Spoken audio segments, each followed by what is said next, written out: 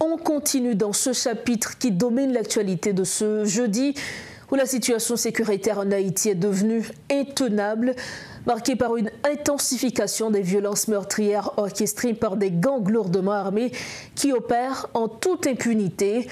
Les récentes offensives de ces groupes criminels se traduisent notamment par le contrôle de vastes portions de territoire, notamment dans la capitale, où l'État semble totalement déplacé. La population prisonnière de cette terreur quotidienne se trouve abandonnée par des institutions étatiques défaillantes et impuissantes. Cette dégradation sans précédent de la sécurité plonge le pays dans un chaos profond où la survie devient une lutte permanente et où l'espoir de retrouver la paix s'amenuise face à l'inaction des autorités et au manque de soutien international efficace. Ce soir, pour commenter l'actualité, nous accueillons Bochit Edmond, ancien ambassadeur d'Haïti à Washington et ancien ministre des Affaires étrangères. Monsieur Bochit Edmond, bonsoir. Merci infiniment de votre disponibilité. Bonsoir, Robert-Lynn. Toujours un plaisir d'être avec vous. Vous êtes avec nous pour commenter l'actualité. On le rappelle, vous êtes ancien ministre des Affaires étrangères et également représentant d'Haïti au niveau des Nations Unies. L'image aujourd'hui qui retient l'actualité, cette image choquante, c'est donc le déplacement massif des habitants de Solino. Solino qui aujourd'hui est totalement livré aux mains des gangs, notamment la coalition de Vivre Ensemble. Ces habitants cherchent refuge, que ce soit à Crissois, Delma, Pétionville, entre autres. Mais beaucoup d'observateurs craignent, M. Bochit, que les gangs n'envahissent pas à présent Pétionville, qui est peut-être le cœur économique, social de Port-au-Prince. Les forces de l'ordre qui sont impuissants et dépassés, en fonction de votre expérience, par quel mécanisme aujourd'hui qu'Haïti pourrait bénéficier d'une intervention étrangère rapide afin d'éviter le pire des pires scénarios? Bon, je pense que c'est vraiment avec tristesse, en observant aussi, en voyant de telles images, des images vraiment écœurantes, et avec des frères et sœurs qui fuient leur maison pour aller se réfugier quelque part d'autre. Je pense que c'est vraiment triste d'assister à ça. Mais maintenant, je me demande, est-ce qu'il y a vraiment une raison d'être pour la force multinationale d'être en Haïti? Et les forces kenyanes qui sont présentes depuis 2-4 mois, et la mission principale était particulièrement pour supporter la police nationale. Mais malheureusement, la police nationale, sans aucun doute, toutes les opérations qui ont été menées contre les gangs se font seulement par la police nationale. Maintenant, je me demande comment les autorités haïtiennes peuvent demander une autre assistance additionnelle, mais je dirais, je ne crois pas qu'il y aurait la possibilité parce que la demande qui a été faite du côté notamment d'Haïti, c'est surtout de transformer cette mission en force de paix. Et je pense qu'il y a vraiment des conditions, ou du moins les conditions sont réunies pour que les autorités haïtiennes puissent demander de manière urgente aux Nations Unies, au Conseil de sécurité, une considération spéciale. Et comme vous le savez, l'Organisation des États américains hier, ils ont approuvé à l'unanimité la demande, ou du moins la requête de la République d'Haïti, sollicitant au Conseil de sécurité de transformer cette mission multinationale en force de paix des Nations Unies. Moi, je suis certain, et l'échiquier est politique, et que nous avons maintenant, avec cette menace constante sur la capitale et sur d'autres endroits et de la capitale, je pense qu'on va pouvoir, et avec une intervention rapide et des Nations Unies, notamment à travers une force de paix, cela pourrait aider les autorités haïtiennes à repousser, ou du moins à avoir un contrôle plus ou moins total, non seulement sur la capitale, mais sur le territoire haïtien. Vous l'aviez évoqué hier à l'unanimité, l'OEA a approuvé la transformation de cette mission en mission de métier de la paix de l'ONU.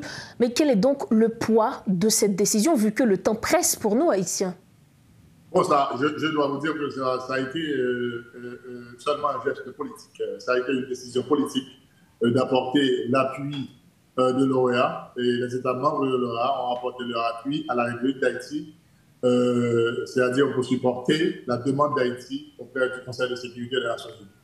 Et même quand ça n'a pas une force contraignante, la résolution, mais ça a été quand même un geste fort de l'hémisphère, des pays de l'hémisphère, demandant au Conseil de sécurité des Nations Unies de faire le nécessaire et de considérer de manière urgente la demande d'Haïti. Parce que comme vous le savez, et ça a été un plan qui existait dans le temps, il y a 2 ans, mais il y a eu quelques empêchements de la part de quelques membres du Conseil permanent, c'est-à-dire de ne pas appuyer la force de paix. Mais maintenant, la réalité que nous vivons aujourd'hui nous force à croire qu'il y a nécessité, il y a urgence et pour que les Nations Unies interviennent le plus vite possible et à travers cette considération de la requête d'Haïti de transformer cette mission multinationale en force de paix. Écoutez, aujourd'hui, j'ai lu une demande, une interview du ministre des Affaires étrangères de Bahamas qui ont contribué près d'une vingtaine de militaires à la force multinationale. Des gens qui sont venus pour nous aider à combattre l'insécurité, maintenant ils autorisent les soldats à retourner chez eux s'ils se sentent en insécurité. C'est vraiment un problème. C'est vraiment une blague.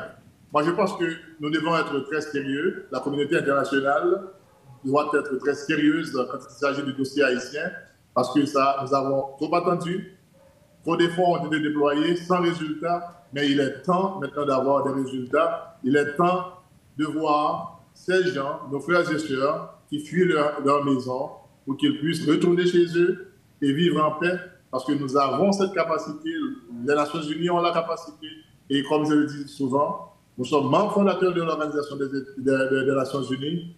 L'organisation a été créée pour garantir la paix et la sécurité internationale. Aujourd'hui, Haïti se trouve dans un carrefour très difficile où la paix nationale n'est pas garantie, mais certainement cela peut avoir des conséquences néfastes sur tout le continent et même sur le monde. Dernière question, Monsieur Bochit-Edmond, pour mettre fin justement à cette interview.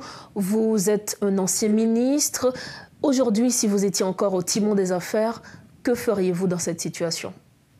Moi, j'aurais recommandé à l'exécutif, c'est-à-dire à la présidence, de prendre certaines mesures, notamment de constituer une cellule de crise qui pourrait évaluer chaque instant, non seulement de travailler avec le BINU, qui est en Haïti représentant des Nations Unies, et aussi de travailler avec certains partenaires internationaux, de réévaluer ce qui a été fait au niveau des Nations Unies et voir au niveau local comment renforcer la structure de sécurité que nous avons et à partir de là, avoir une idée quotidienne de ce qui se fait, de ce qui se passe en Haïti et à partir de là, les experts haïtiens et étrangers pourront faire des recommandations directes sur la gestion de la sécurité parce que le problème majeur que nous avons aujourd'hui, c'est cette capacité d'avoir le contrôle total sur les structures de sécurité et va avoir des conséquences,